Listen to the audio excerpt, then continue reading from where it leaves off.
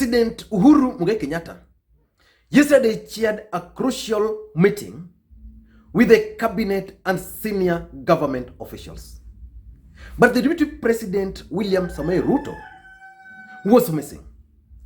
Ruto was missing not because he wanted to miss that meeting, but he was missing because he was not invited to that meeting. William Ruto is the Deputy President of the Republic of Kenya, which means he is the second in command after the president, which also means that is the principal assistant to President Uhuru Kenyatta. But he was missing. Let us read what the status updated yesterday after that meeting, because I want to dissect the reasons why President Uhuru Kenyatta actually locked his deputy out of that meeting yesterday. Now, this is what status updated. President Kenyatta outlines government development priorities for 2020 and 2021 financial year. From that headline alone, it is clear that the meeting was so crucial for the president because it was outlining the development priorities for the year 2020 and 2021. Remember, the budget was just read the other day. So this meeting was very crucial and is continuing. President Uhuru Kenyatta today at State House, Nairobi, held a virtual meeting with the senior ranks of the executive that included Remember, the Deputy President is part of the executive that included Cabinet Secretaries, Chief Administrative Secretaries, and Principal Secretaries, during which he outlined government development priorities for the 2020-21 financial year, which kicked off on 1st July. So it was a very crucial meeting. But one man, the only person who was missing in this meeting, was the Deputy President William Ruto, because he was locked out. Why was he locked out? In his address, the president said government focus this financial year will be the implementation and completion of ongoing priority projects and programs as set out in his administrative transformative agenda for the nation. But the Deputy President was locked out of this meeting. And this is the meeting which is going to ensure that the president's legacy is achieved. Jubilee's legacy is achieved. It's continuing. These programs, the head of state said, must be strictly implemented within the set timelines. There's something I'm looking at for here. The president, it's continuing. The president reiterated his earlier directive that no new projects will be initiated except with his express authority. This is an issue because if you remember, in the year 2019, President Uhuru Kenyatta issued Executive Order number 1. And in that Executive Order number 1, President Uhuru Kenyatta appointed Fred Okengo Matiang'i as the supervisor of all Cabinet Secretaries. Basically, the president made Fred Okengo Matiang'i the Prime Minister of the Republic of Kenya, taking over the roles which were previously being undertaken by the Deputy President. The idea behind that president move by that time was due to the fact that the Deputy President was launching projects everywhere for his political objectives. So the Deputy would go to a place, launch a program, even when the funds were not there. And this is why the president is very clear that new projects will only be launched with his express authority, which means what the president wants to do, he wants to ensure that all the projects which was started during that time where the deputy president was using them for political reasons are actually completed. And he's continuing. There's something which is very interesting here, As a measure of accountability, the president announced that completion rate of projects and performance will be adapted as a key performance indicators for all cabinet secretaries, chief administrative secretaries, and principal secretaries. So it means if you're a cabinet secretary, the rate at which those projects will be completed is what will appraise you. Probably will lead to your firing or retention. There's something which is said here, which is important. I don't want to read all this. Good, I found it. The president thanked National Development Implementation and Communications Cabinet Committee. Now, that's the committee which is chaired by Fred Okengo Matiang'i. The president actually appointed Matiang'i there.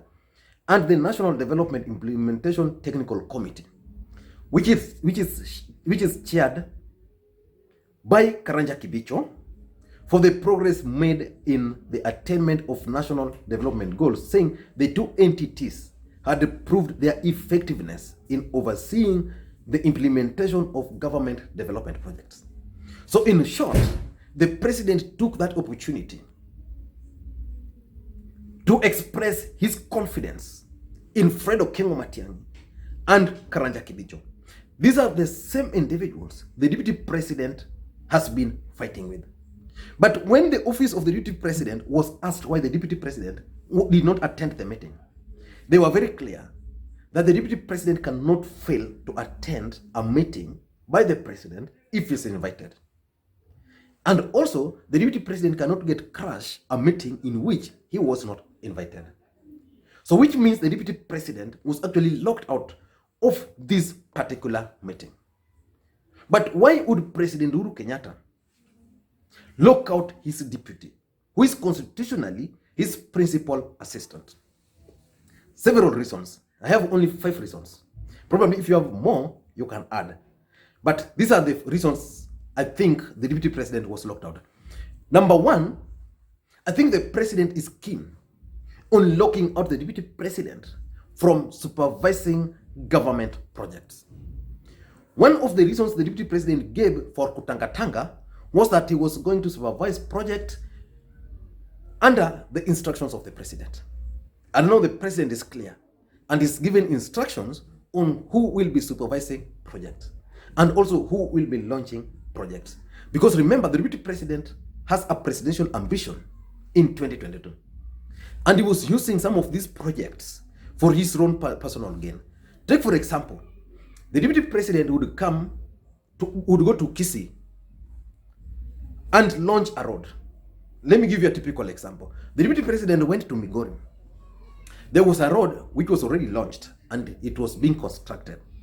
So the deputy president, the same road, he was in Migori, went to the Korea side, launched it from the Korea side, and then came from this other side of Migori side also, of Luo side, and launched it. So which means a single project was launched twice. And the other reason why there's a lot of noise from central Kenya was because so many projects were launched by the president. So an MP would say, oh, we want this road to be done. The deputy president would go launch that project, even without considering the fact that there was money for those roads. So a lot of projects actually stalled. And that's why most people in central Kenya were feeling that the president was not doing much for them. So the president is trying to lock out his deputy from any supervision role in these projects. Because these projects, if they will be executed successfully, then rest assured, the country will appreciate President Uhuru Kenyatta. Because one thing the president has done, which you have to agree to, is that he has actually made roads, but most of them are incomplete. So if he can focus on the few which are there, and then they are completed on time, then at least the country will remember him for those roads. Number 2, I think the president is also keen on his legacy. But he has realized that for him to succeed in his legacy, he needs people who can work. And he has identified the deputy president as a guy who cannot help him achieve his legacy, because the guy is so much keen on his 2022 presidential elections. So basically what the president has done is that in the next financial year, because how many years do we have? Only next year. And next year, the budget for next year will run into 2022 up to election time. So the only financial year where the president can achieve his legacy is this financial year. So for him to do that, he needs someone who is not going to play politics. And that's why he's directing the Cabinet Secretaries to focus. He's directing the Chief Administrative Secretaries to focus on those specific mandates. So the president is keen on achieving his legacy. Number 3, I think the president is also punishing his deputy William Ruto for defying his order on early campaigns. And I think the president, what he's doing, if I may say, is that the president has now given his deputy the free hand to go on politics, because he has told him, stop early politics, stop early campaigns. This guy has consistently and continuously continued with the campaigns. So now he's not part of this, which means he now has free time. He cannot purport to go to represent President Uhuru Kenyatta anywhere in the names of campaigns. In the name of supervising projects. So basically, the president is punishing his deputy for being defiant, for refusing to heed to his advice to stop early campaigns. Because if he had stopped, probably he would have been at the center of this project. And when this project would continue, then the deputy president would actually get mileage out of them. Because I'm sure the president will start launching some of these projects personally as a way of enduring himself to the people of these specific regions. So he's punishing his deputy.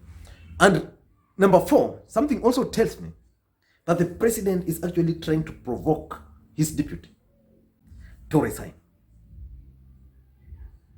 Because why would he convene a meeting? The president is there. The next in command should be the deputy president. The deputy president is not there. Then he calls the cabinet secretaries, he calls the chief administrative secretaries, and all the principal secretaries. All of them. Now that's exactly the executive. That's the government. But this one man is out, not invited. So what message are you telling the cabinet secretaries? Are you telling them not to respect the deputy president? What are you telling the chief administrative secretaries? Are you telling them not to respect the president, the deputy president? Or what are you trying to tell? Are you not provoking this guy to just resign? Because now it's like, I'm not part of you people. Why should I continue? So let me resign. And of course, I've gathered that the deputy president is actually planning to resign next year. At the right time next year. So probably the president has realized, so he doesn't want him there. So he's provoking him to resign even earlier. But let us wait and see how things are going to unfold. Number 5. I think there was a statement which the deputy president made during the burial of Sergeant Kenyan.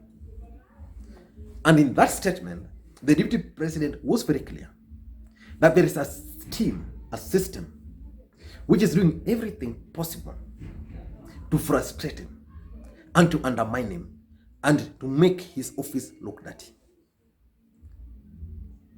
And he he fell short of actually accusing President Uhuru Kenyatta. So I think from that moment up to now, the president decided that I'm not going to engage you because you don't regard us as a team, you don't regard us part of you, and you are accusing us of planning bad things against you. So if you are planning bad things against you, then why should we have a meeting with you? Mimi nataka niwaambie hawa wanaonipiga vita vya kisiasa wanipige mimi, wawachane na watu wengine. Mimi nataka niseme hivi. And I want to say this for the record. I am aware, and I know, and it's obvious, that there is a huge scheme that has been orchestrated to demean and to destroy my office and to ensure that I do not get anywhere. That I know, and it is rather obvious. Those executing this scheme, this elaborate scheme to undermine and destroy my office and ostensibly to stop me using all these schemes.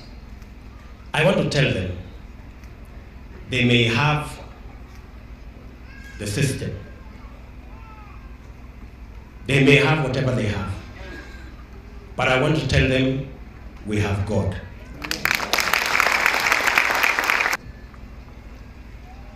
This man lying here was my officer.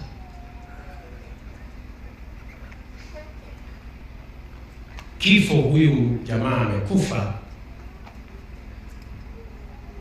ni kwa sababu ya mambo haya yanayozungushwa. Ndio mimi nasema kama imefika mahali hapa,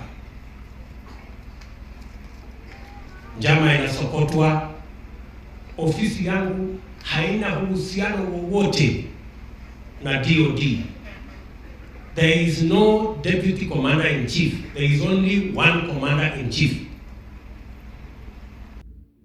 So I think that's also something. But importantly, which is my last point, something tells me that there is a looming cabinet reshuffle. And for the president to achieve this, it means the deputy president, he won't require the input of his deputy president. And he started by leaving him out of this meeting. So he won't consult him. He didn't invite him for this meeting. He won't consult him. He will just make the changes and things will just continue that way. I don't know what you think, but from where I am, I strongly believe that the president has delivered a very strong message to his deputy president. So the deputy president has only two options. Either to stick like a tick on a dead skin, or to refuse and resign. So the choice is his. But the deputy president, we know, cannot take the risk of resigning from this government. I don't know what you think, but that's my take. And if you are watching this video for the first time, I want you to take a second or two and hit the subscribe button so that next time we produce a video like this, because what we do on this channel is simple, we analyze politics. So that next time we produce a video like this one, you automatically get notified by YouTube. Thank you guys, and please may you have a good day. Bye bye.